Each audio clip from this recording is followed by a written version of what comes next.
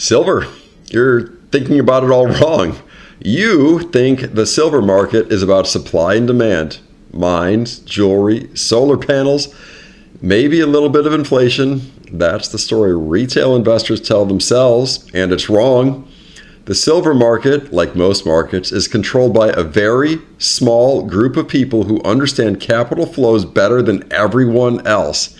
And today, we're going to break down exactly who those people are, how they built their fortunes, and more importantly, how they position themselves before the rest of the market even knows what's happening.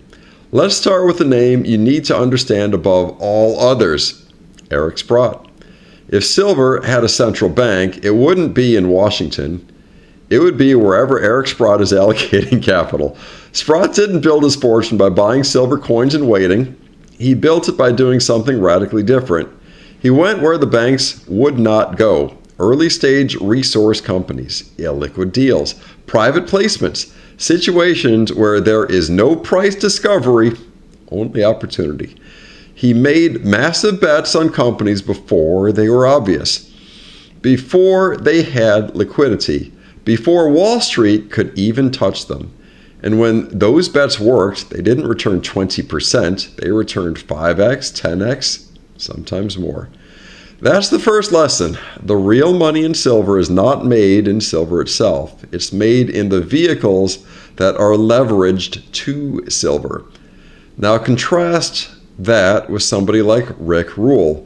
Rule is not just an investor. He is a strategist. He understands something most people never will. Markets move in cycles, not narratives.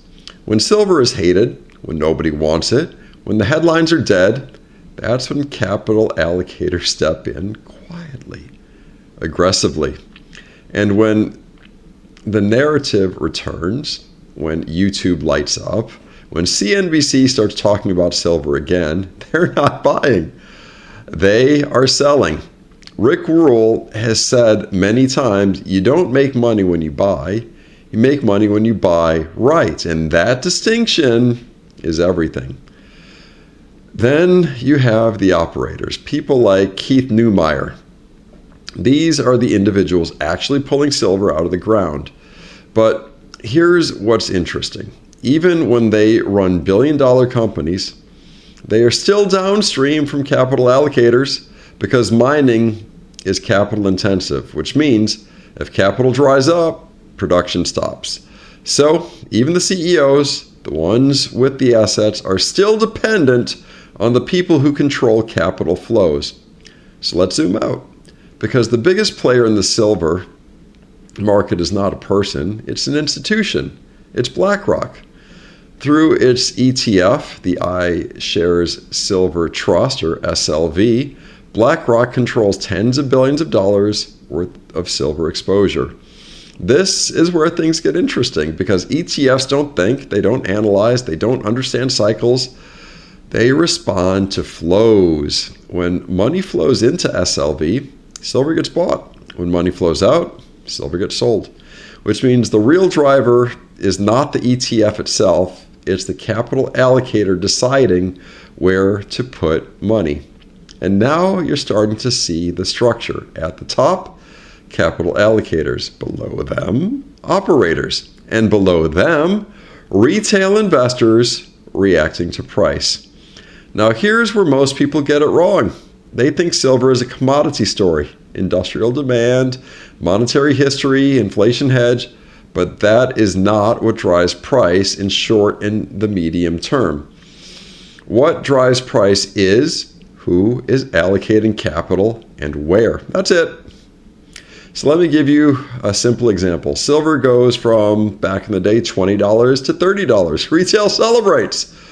But a junior mining company, small, illiquid, barely followed, might go from a $50 million market cap to a $300 million market cap. And that is a 6x return.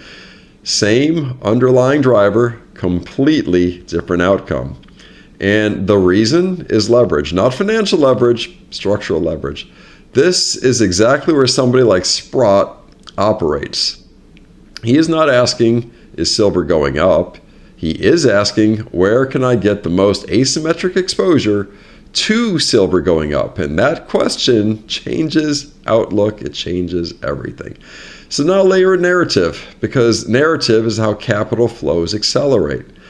You have people like David Morgan who translate macro into something retail can understand. You have technicians like Michael Oliver who signal when momentum is shifting.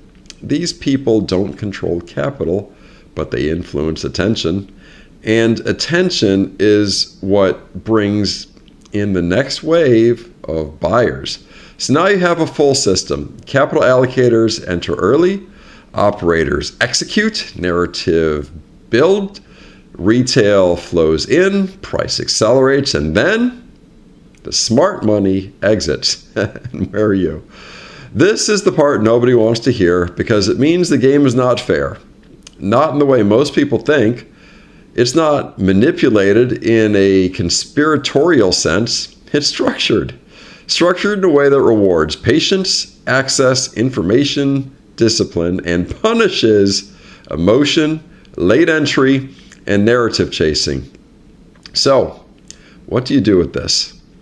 If you're watching this channel, you're not here to be entertained. You're here to understand how the game actually works. And so here's the shift. Stop thinking like a silver buyer and start thinking like a capital allocator. Instead of asking, should I buy silver? Ask, where is capital moving before silver moves? Instead of asking, is silver undervalued? Ask, who is positioning for silver to reprice? And most importantly, instead of asking, what should I buy? Ask, what would somebody like Sprott buy that I don't even know exists yet? Because that's the real edge, not information, but positioning. And if you get that right, you're no longer reacting to the silver market. You're moving with the people who actually control it. And so in the next video, we're going to go deeper. We're going to examine step by step exactly how Eric Sprott identifies, funds, and turns tiny unknown mining companies into multi-bagger investments. And that is not theory. It is a repeatable playbook. And once you see it, you won't look at junior mining the same way again. And so now you know the rest of the story for who actually controls the silver market and how you should be thinking about it. Build that stack. iBankerU. Good day.